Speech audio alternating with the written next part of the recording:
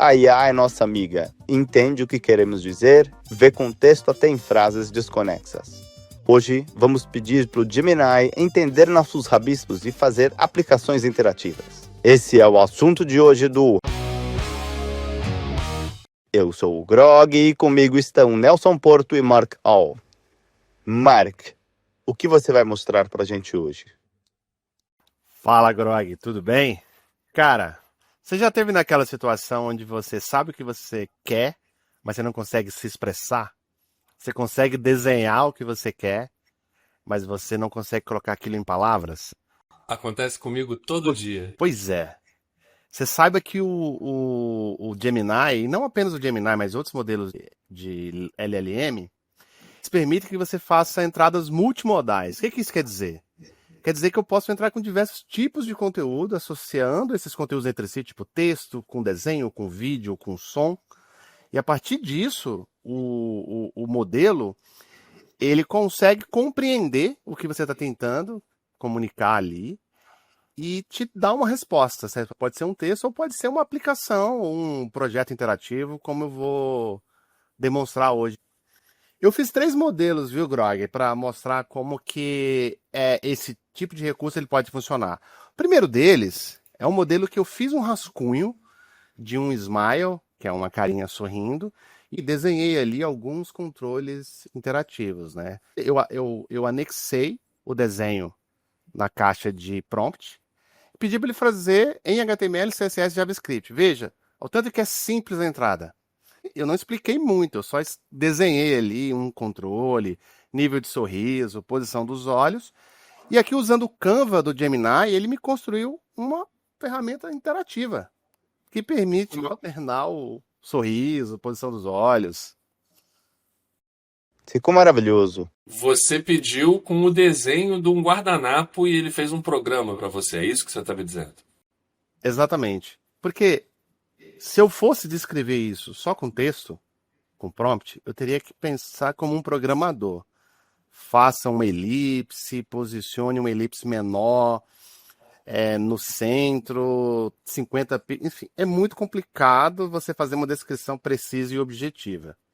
Mas para mim é mais fácil rabiscar alguma coisa. Então, ao rabiscar, desenhar os controles interativos e simplesmente falar para ele produzir em HTML, CSS e JavaScript, e ele me dá esse resultado, mostra o quão profundo os sistemas eles conseguem atribuir significado ao que a gente está querendo produzir. Então, ele está entendendo ao mesmo tempo o seu desenho e ele também está entendendo as suas instruções. Você entrou com uma parte da instrução num rascunho, um rabisco em papel, e a outra parte por escrito. Ele juntou tudo e fez isso para você. Ele fez isso aqui ao redor de menos de 1 minuto. Meu Deus. E eu falo que eu poderia, inclusive, fazer múltiplos conteúdos, como, por exemplo, usar imagem, som, texto, e a partir disso, pedir para ele fazer um projeto específico. Lembrando que eu estou utilizando o modo Canva do Gemini, que é o modo que permite criar essas aplicações interativas dentro do Gemini. Marquei. Ele acertou de primeira, você teve que pedir várias vezes. Como foi a experiência de resultado? Grog, é muito interessante você falar isso, porque toda vez que você fizer o pedido da mesma coisa, utilizando o mesmo texto, ele vai te dar um resultado diferente. Isso é bom para explicar que inteligência artificial não é um banco de dados que o resultado é sempre igual. Ele busca vamos dizer assim, em um espaço de possibilidades. E ele te dá um retorno que toda vez que você colocar, ele vai te dar um resultado diferente. Métodos diferentes de controle, mas a ideia base de ter um smile e um controle de sorriso vai estar lá. É perfeito? Não, não é perfeito. Mas ele adianta muito o lado que você, por exemplo, quiser experimentar com ideias, com projetos que você queira fazer, que você não sabe a mínima ideia de onde ir. E não é perfeito exemplo aí, porque o nível de sorriso deu um probleminha, né? Exato. Aqui, por exemplo, o nível de sorriso, se eu acrescento, se eu vou para o lado do triste, ele fica feliz. E se eu vou para o lado do feliz, ele fica triste. Mas seria fácil você ir lá no código e mudar o smile, né? Mudar o emoji. Agora, o outro exemplo que eu fiz é um exemplo de um joguinho interativo daquele que você controla o ângulo de inclinação de um canhão, ele lança um projétil para destruir alguma coisa, né? Então eu fiz um rascunho onde eu coloco ali um quadrado com o valor em ângulos, né? E um botão para acionar. Olha só o que ele fez. Ele criou um joguinho interativo super, super interessante, que, se do ponto de vista do design ele não é perfeito, mas ele você testa a sua ideia para saber se ela tem uma validade. E eu fiz isso aqui em menos de 2 minutos, assim, é uma coisa maravilhosa. O terceiro exemplo é um exemplo que eu acho mais incrível de todos. Eu pedi uma coisa um pouco mais detalhada. Eu desenhei um cubo de Rubik, né, um cubo mágico, pedi para ele fazer em 3D, interativo. Eu sei que existem bibliotecas de JavaScript em 3D, eu queria saber se ele era capaz de fazer esse tipo de projeto. Mas veja, ele está calculando e ele busca as ferramentas adequadas para se fazer esse tipo de projeto.